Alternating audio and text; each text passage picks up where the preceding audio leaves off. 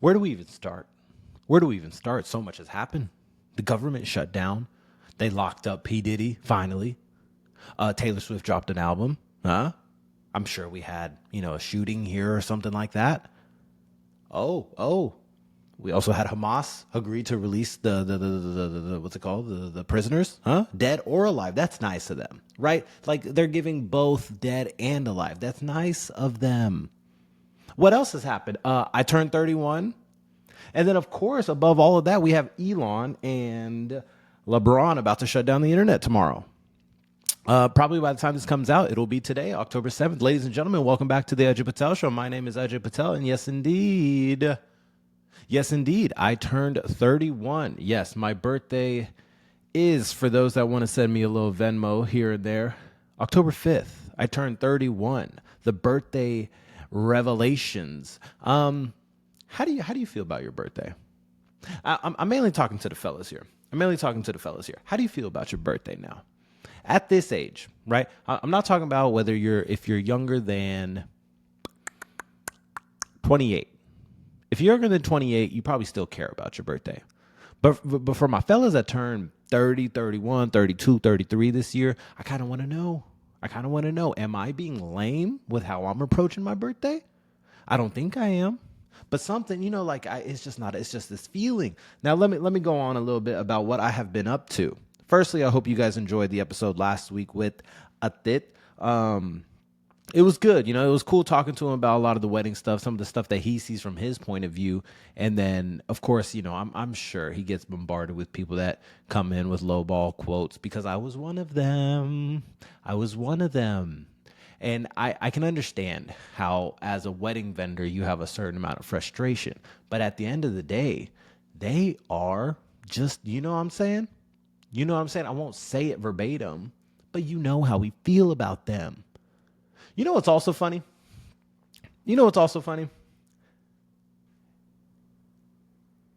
His ass was like giving me these like backhanded compliments. You know what I'm saying?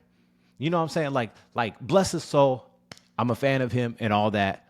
But like he would do this thing, you know what I'm saying? Like, hey man, just keep it up, keep it going. Like this guy right here, I don't even care if you're getting nothing but 10 views. You got to keep it going. And it's like, hey, I know how many views I'm getting.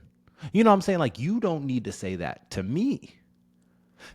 I don't know what it's been. There's something in the air about these backhanded compliments. Am I just sensitive? Something about it. Isha's dad called me. So my now father-in-law, first birthday with the father-in-law, he calls me, hey, buddy, how's it going? Happy birthday, this and that. And I said, hey, man, thank you. I'm just getting that much closer to retirement. He said, whoa, I don't know. He said, I don't know, man. You might be a while from there. I say at least 10 years. That's nice of him. See, this is the problem with people is they like to get offended at the whole statement, the whole conversation. Like, no. You got to take the nice comments. You got to, take the bad ones too. And then he said, I know a 31-year-old, he has like $10 million. And I said, my man, I am struggling right now. Right? I just came off of a wedding. Last night, I put tequila, beer, wine, rum, horchata, espresso, weed, all in my body. And I'm trying to stay alive. People say like you can just breathe on your own. I'm physically thinking about breathing. And here you are telling me, someone the same age as me, that right? This isn't like, that someone in Bollywood or someone in Hollywood has $10 million. Someone You're not supposed to share that information with me. You're supposed to tell me, hey, man, you killing it. Keep it up. Good work. Good job. Pat me on the back, throw a football to me or something. These backhanded compliments, bro. Something about it. But I hope you guys enjoyed that episode. For my birthday, let's start with the baby moon. So this past weekend, I was in Mexico, Cancun to be exact, and we celebrated our first ever baby moon. We did it with two other couples that are having kids at the same time as us, Kavita and Kristen, and friends and guest of the show and friend of the show, Natasha Singh and Jonathan Castillo. So 6 of us went on a baby moon little trip, and honestly, 6 is a good number. 6 is a good number. I want y'all to comment or text. No, don't text me. Don't text me. I'm tired of being on my phone. I want to know what do y'all think is like the ideal group size? I think it has to be like multiples of 3. There's something about multiples of 3 where you just don't end up in pairs and everything ends up kind of easy and smooth. The conversation doesn't get too dull. You have enough people that'll kind of lean into certain conversations. You end up in trios versus duos more, which helps the flow of life and conversation and just everything. We went to Cancun and stayed at a resort called Le Blanc. This is an adults-only resort, part of, I think, Sunshine or something. These resorts are something else, man. These resorts are something else because I am a big fan of them. As far as you go to Mexico, you stay somewhere, you set up shop, and then they take care of everything, right? These are the nicest people in the world. They're the hardest working people in the world. And the cities have been set up for so much just tourism in general. Between Cabo and Cancun, Puerto Vallarta, there is a place that I saw that's struggling right now, actually, because they set up this infrastructure for all this tourism, and now that tourism foundation is gone, right? The people aren't actually there. You have this whole infrastructure. You have all these people that have employed all these, employees, and we have this big old 10,000-foot water slide and all this stuff. And at the end of the day, you need people. If you don't have the tourists, this whole amusement park that you built goes to waste. And so places like Cabo, Cancun, I understand people frown upon it because it's like, oh, you're not really getting in touch with the culture. You're not seeing what actual authentic Hispanic Mexican food is like, or the culture or the people. And it's like, because I'm not here for that. I'm not here for that. I'm here to wake up, go to a breakfast buffet. I'm not even carrying my wallet around. I walk out the door with swim trunks, a random t-shirt, and my phone in my pocket. And that's all I need. I have my wristband. That's my prison identification number. I can get into the room with that. I can pay for stuff with that. That's all I need. I go to the swim up bar. I'm not tipping anyone right now. Who cares?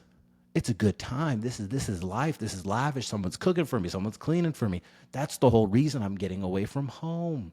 I don't want to set up shop in an Airbnb and go get groceries from down the street.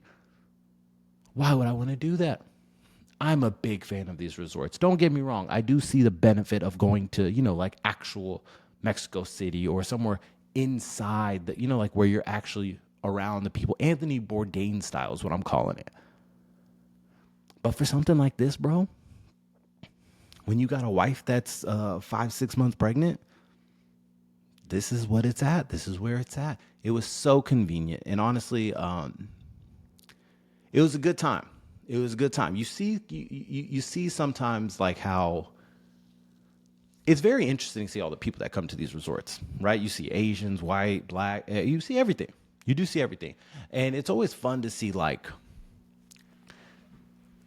these tomatoes, bro, these lobsters, where they just come sit in the sun for like 8 hours, just roasting, just toasting. Then you got someone like me, brother. I was damn near crying. Look how dark I look. I'm sitting in front of a window right now just to make it seem like I'm somewhat brown. It's crazy. But don't get me wrong, overall, fun time. We landed back in H-Town on my actual birthday. And, of course, Isha's asking me. So people are asking, hey, what do you want to do? What do you want to do? We got to celebrate you. And honestly, it just felt like, I became my dad. For the past, I don't even know how many years, probably since I have a memory of anything. When we would ask him, hey, what do you want to do for your birthday? It would always be like, nothing much. Nah, nothing. Like, well, we'll just order dinner. We don't need to do anything. Nothing. Oh, okay. Like, where do you want? What do you want to order for dinner? No, I don't know. Yeah, whatever you want. Whatever you want. Yeah, nothing for myself. Yeah, so. And sure enough, I've become the same person. I've become the same person. I have no desire to do anything on my birthday.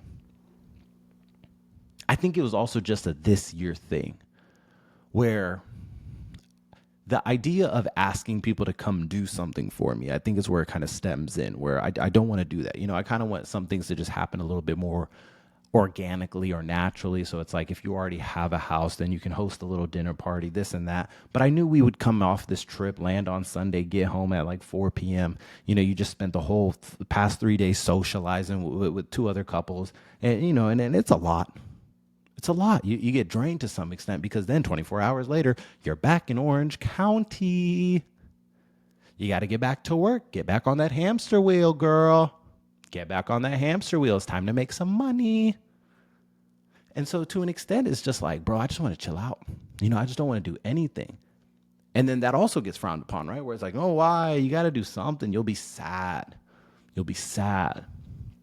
But truly, truly, truly, I mean this when I say this, I think it was all right time. We sat there, we did nothing. We ended up watching a couple of episodes of Only Murders in the Building, ordered some Wingstop, blew out a candle on a slice of cheesecake. What more could you want? What more could you want? So all that to say, blessed to see another year. It felt nice just, almost just taking a breath of air. You're coming out of the water, take a breath of air, and all right, here we go. I may not be where I want to be on this swim, on this journey of this triathlon or whatever race I'm in. But fuck it. I'm going to go down and just start swimming again. I'm going to start swimming, and then I'll come back up, pick my head up, and see where I'm at. Fuck it. From there, I'm going down again. And for those that listening, and for those that birthdays are coming up, you already know New Year's is around the corner. Wherever you feel like you're at in life, just keep swimming. Now with our first story, we talk about the Hamas stuff. It's pretty cool to see, right? We October 7th, we're right around the 2-year mark of the original Hamas bombing Israel and then taking the hostages and all that stuff. And now with whatever peace law treaty thing Trump put in effect, I understand how much we hate Trump. I do understand. I understand I may not be as much of in the hate boat as other people, but I understand how much we don't like him. Now then, there is still this thing that I see in the world where they see something like this whole peace act or whatever it is, and then you see another country reacting to him, right? They're almost grateful for what he's doing. And so it's interesting to see. Now, I'm not saying he should take all the credit, but I am saying Israel has been doing all the shit that they've been doing to Gaza for this past 2 odd years. As soon as America said, hey, if y'all don't start acting right, Big Daddy's going to get involved. Big Daddy's going to take off that belt. 2 days later, we have a peace treaty. Now, what does this actually mean? I'm not sure. I'm not sure because I've been seeing so many random TikToks here and there, and I haven't even gotten a chance to verify any of this across whatever, where it's this terms and condition thing that I keep seeing on every TikTok that's really throwing me for a loop, where something's going to happen. Something's going to happen where they don't, abide by one bullet point, and then Israel's just going to keep bombing. Even if they release the hostages, but don't, quote unquote, vacate the premises, then they're going to keep getting bombed. And so it's like, does the evil just stay evil, right? Does the act of bombing continue no matter what that scenario or outcome is? So I am curious to see over the next week or so what transpires through this, because I've already seen some TikToks where it's like, hey, look, the bombings are still happening. And it's like, okay, well, have the hostages been released? Like, is this something truly as simple as soon as they hand over all the hostages and let's say vacate Gaza, right? Maybe they come to America. We love open borders, right? Maybe they come here and hang out for a bit. Is it then, like all the peace happens, right? Is there like a parade that happens? Should we throw a parade? I don't know. We're really good at throwing protests. Maybe we should try a parade. So I am curious to see how all of that stuff goes. Now, moving on from one evil to the next, we talk about P. Diddy. P. Diddy. Yes, we are flying through topics, but that's because I got a flight in a couple of hours. They sentenced P. Diddy to 50 years in prison for basically moving dudes around to be prostitutes. Now, good. You know? Like, what an analysis. Good. If I'm being really honest, I thought he'd get off. I thought he would. I thought he'd find some way to get out of the scenario of getting booked in anything, getting convicted. And don't get me wrong, I'm sure there's some type of appeals or whatever that can be had. But this dude was facing a maximum of 20 years. A maximum of 20 years. And you're getting off with 50 months. So 2 years and some change. It's pretty good. 2 years and you drop a new album. You're back. Ciroc is back. For literally moving dudes around to be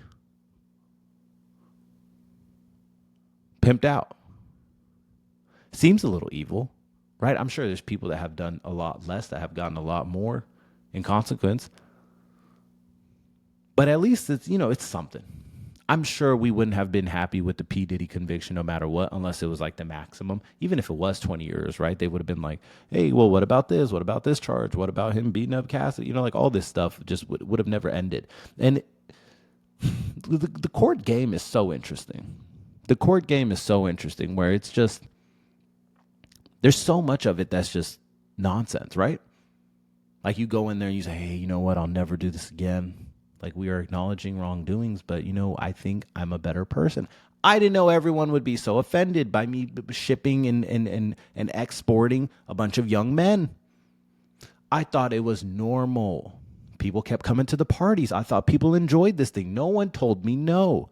I was hiding it from people, sure, but no one told me no explicitly. And then the court, I guess they react positive to it. Right. It's like we know that the system is the system. It's just a wild thing to think, like a wild game. All of this, whenever people get convicted of something, when they get accused of something, there's so much that we just read on the front end. That it's like, okay, is it this straightforward? Okay, he gets booked to 2 years. Is he actually going to be in a prison, like a physical prison? Or is it something where he does a couple months and then he's back at home on house arrest? Or maybe he's at, the prison in the Hamptons. You never heard of the prison in the Hamptons? That's where they, try to do wrong, try to make up for their sins. They pick up trash in their front yard. They don't have someone doing their laundry. They do their own laundry. That's prison for them. So I don't know. What else we got to talk about? Taylor Swift. T-Swizzy, too easy. Now, obviously, you guys know we're big fans of Taylor Swift on the show. We're big fans of her. Her fans are a little cuckoo for Cocoa Puffs, but we're a big fan of T-Swizzy. The new album, like this whole life of a showgirl thing, she's already put it out there that she's not going to tour on this one. But it's interesting to think about. Right? Like, now let's start with the first question. Have I listened to this? No, I haven't. But you know what? Live on the show, let's listen to the first, let's pick a random song. Listen to the first 10 seconds and see how we like it, right? Okay, the first 4 songs have a little star next to them. Eldest Daughter, Ruin the Friendship, Actually Romantic, Wish List with $2 Would, Canceled. There we go. That's the song we're going to listen to. The Life of a Showgirl featuring Sabrina Carpenter. Let's listen to that.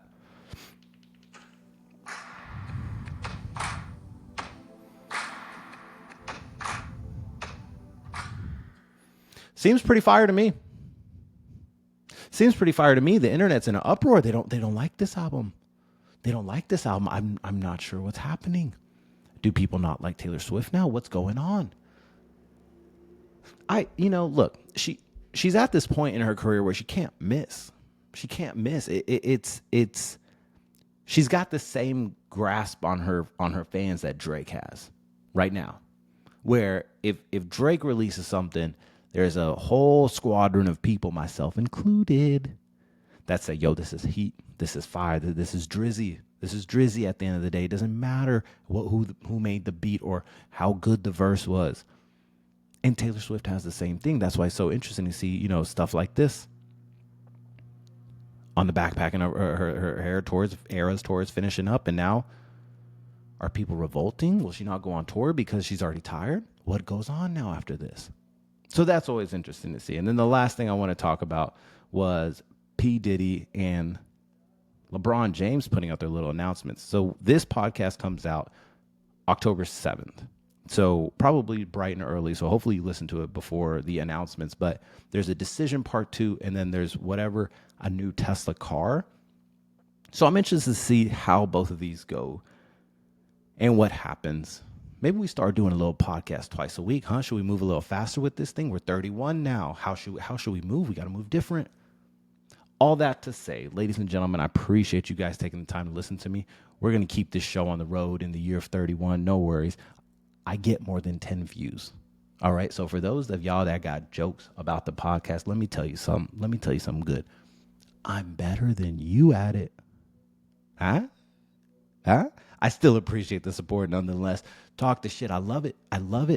That means you're aware. Next week, we'll cover probably more of the same.